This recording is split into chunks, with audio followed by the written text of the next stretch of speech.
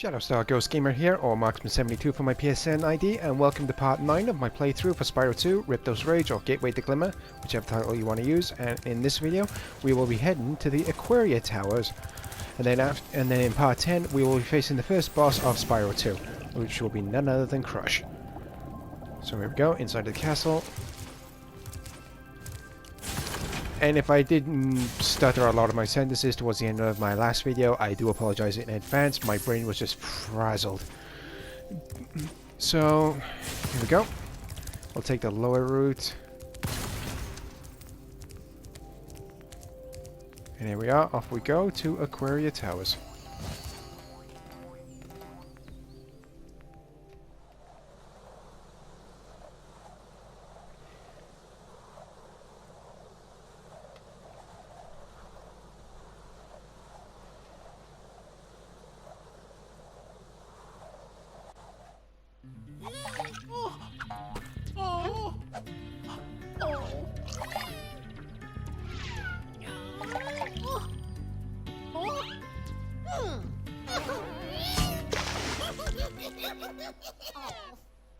Oh, that's just rude.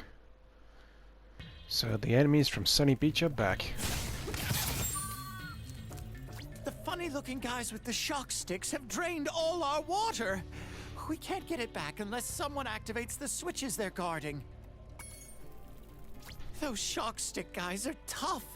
Yesterday, they turned Vern, our giant squid, into fried calamari. They haven't met Spyro the Dragon yet.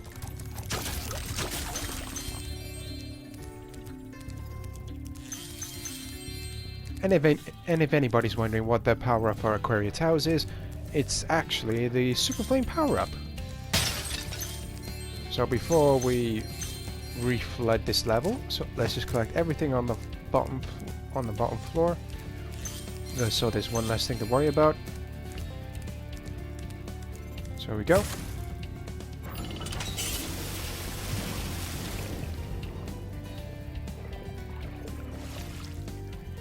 And again, if anybody's wondering what these number towers are, they're actually part of an orb challenge, which will be done later on, as soon as I've managed to flood the entirety of Aquaria Towers again.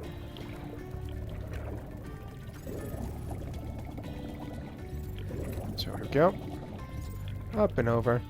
Always make sure that you haven't gone past anything. So handy when you have the permanent super flame underwater.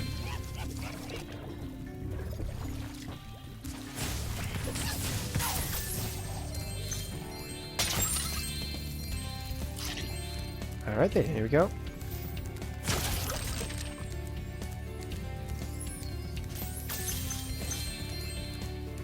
Let's pick up the blue butterfly.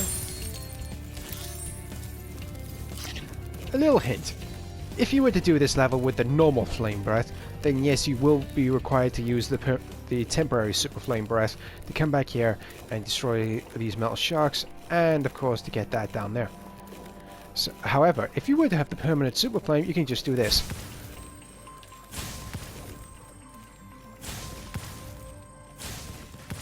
And there we are. And we could do that as well.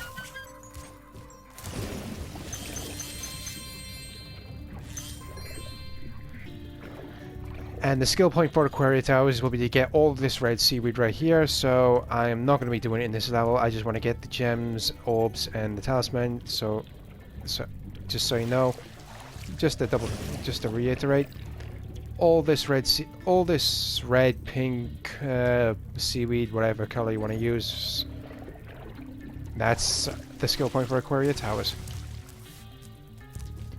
So before we reflood the chamber, let's go down here. It's slightly embarrassing. Missed it.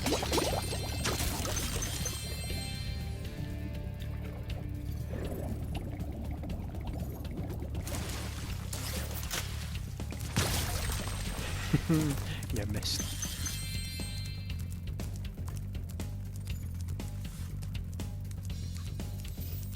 Okay, so that's everything on the when it's dry. Let's flood the chamber. So now we can head up on the top.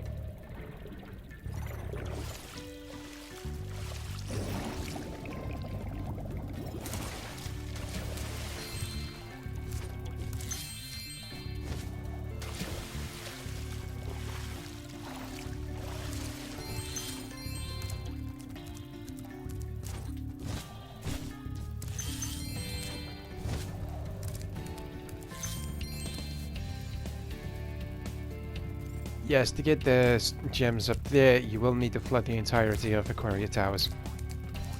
So here we go. Onward we go.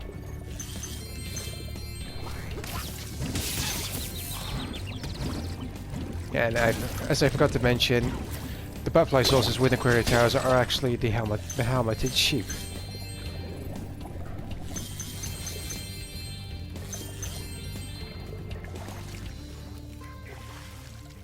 So you have two options.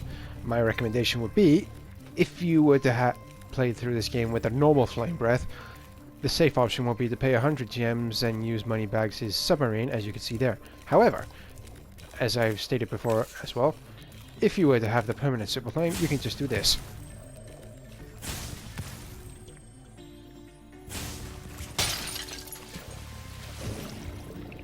And go through here with relative ease.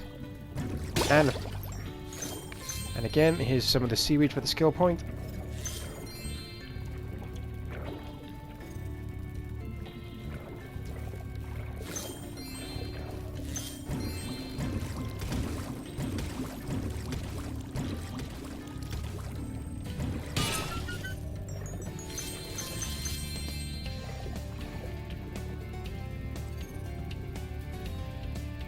Yeah, like I said, I'm not really going to get the skill point. I'm just going to tell you what exactly the skill point is, and if you choose to do it by yourselves, then it's completely up to you. And sorry if I sounded a bit new. I am an autistic individual, so talking is not really my strongest point. Here we are. The entirety of the Aquaria Towers, with the exception of Moneybags' area, is now flooded.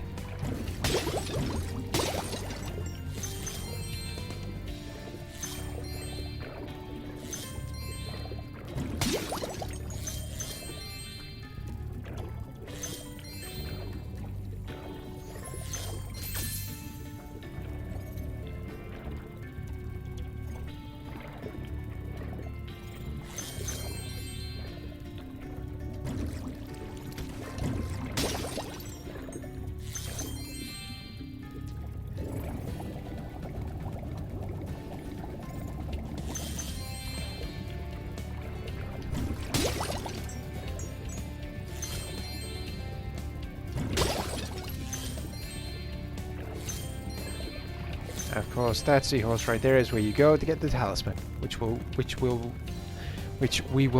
I will not be doing just yet. Number one, again, butterfly source, like I said, helmeted sheep. There we go. And now the temporary super flame power up is active. Don't worry about anything happening with your permanent. It will still stay even if you cross through it or activate it. So we got another one of the seaweeds.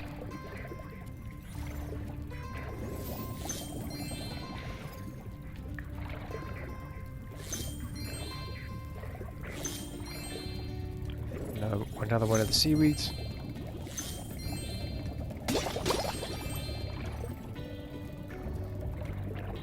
Yeah, two orb challenge with Hunter.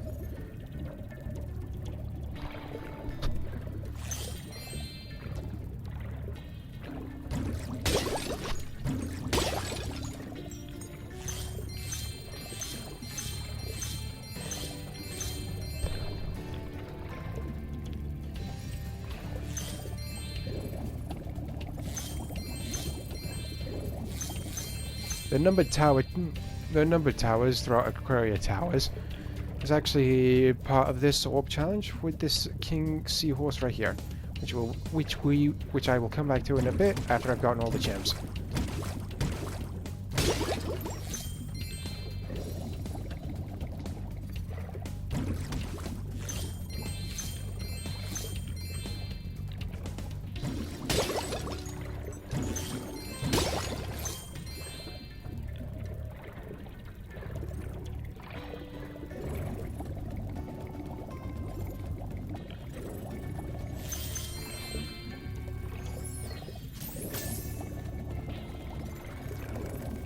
And of course, I'll be going back to a certain spot, like I mentioned at the start of this level. To get the gem up there, you will need to flood the entirety of Aquaria Towers with gems.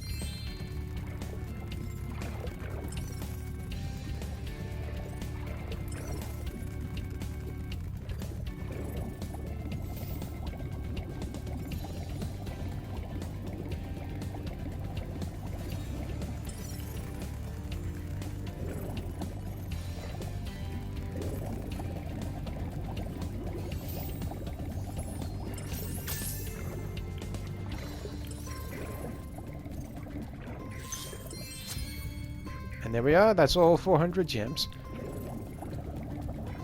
And now to start the orb challenges, let's go to Hunter. I've been trying to tame my new pet manta ray, but he just won't obey me. Hey, you're just about the right size to ride on his back. Great!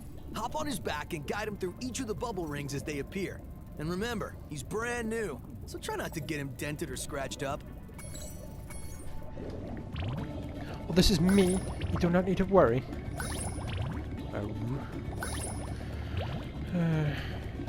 Alright then. Let's...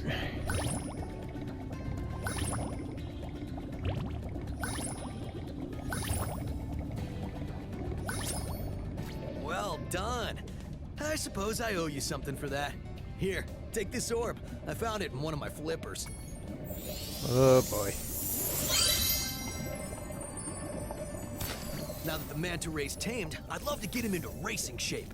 Care to take him through a harder course? Let's get to it.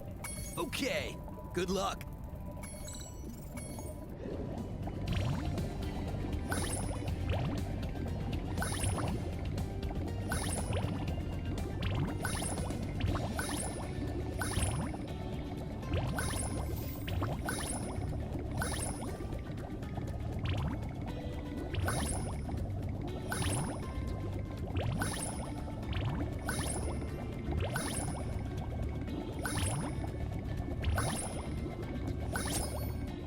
Incredible!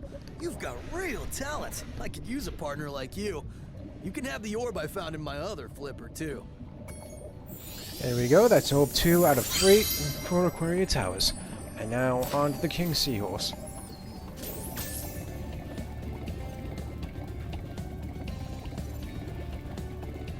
The water workers have kidnapped 6 of my children and have hidden them in the top of each of these numbered towers. I borrowed some explosives to blast open the tower doors. If you can make it to the top of the 6 numbered towers, my children will be safe.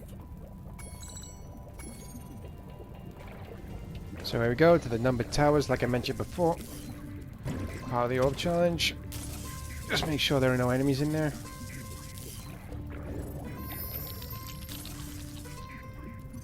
So glad they definitely fixed that animation. Instead of him being just stuck here and the seahorse just swims around him and disappears, then the other tower opens. So glad they fixed that.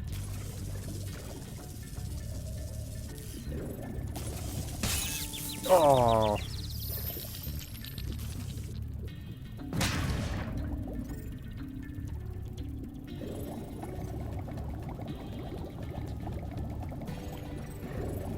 So we go. Back down. Almost. Back down I go.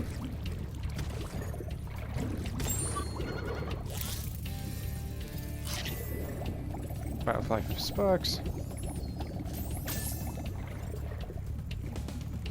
Here we go, tower number 3.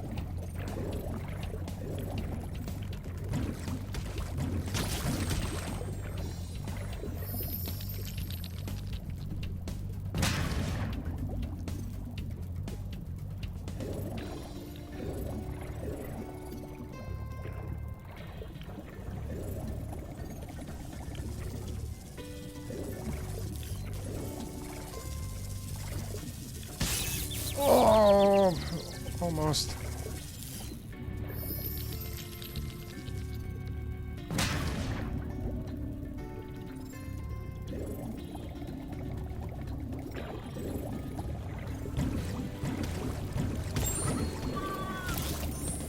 So that's butterfly number 10, and every time you do that, you get an extra life.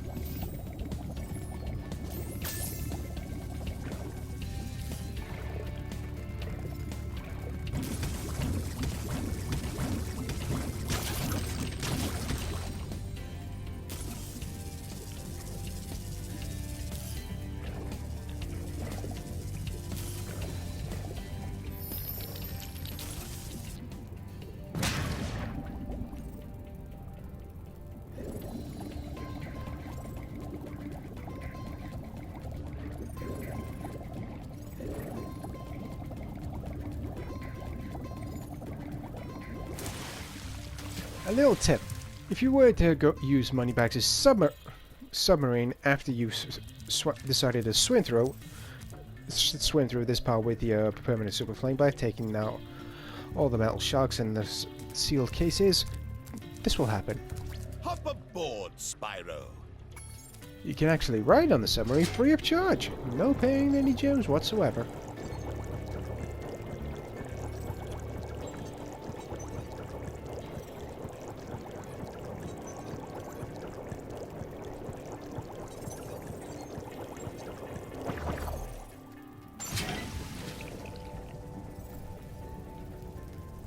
So we are tower number 6.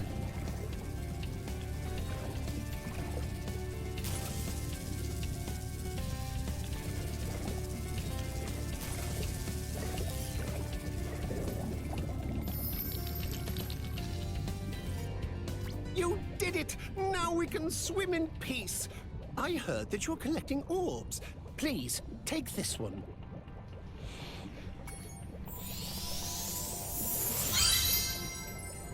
And there we go, that's 3 out of 3. And only one thing left to do for Aquaria Towers. And that will be to get the talisman. So yep, skill point for Aquaria Towers will be get all the seaweed. Like I said, I'm not going to bother with the skill point, I'm just going to do all the main level. Our world is wet again. We all want you to have this talisman of Aquaria Towers to remember us by.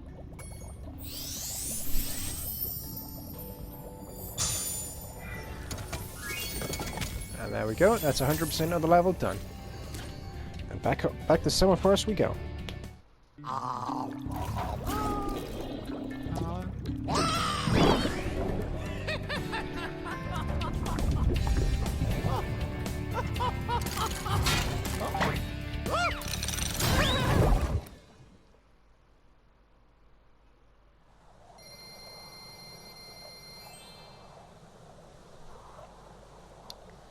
Of course, part 10, everybody, will be the first boss battle for Spyro 2, which will be none other than Crush.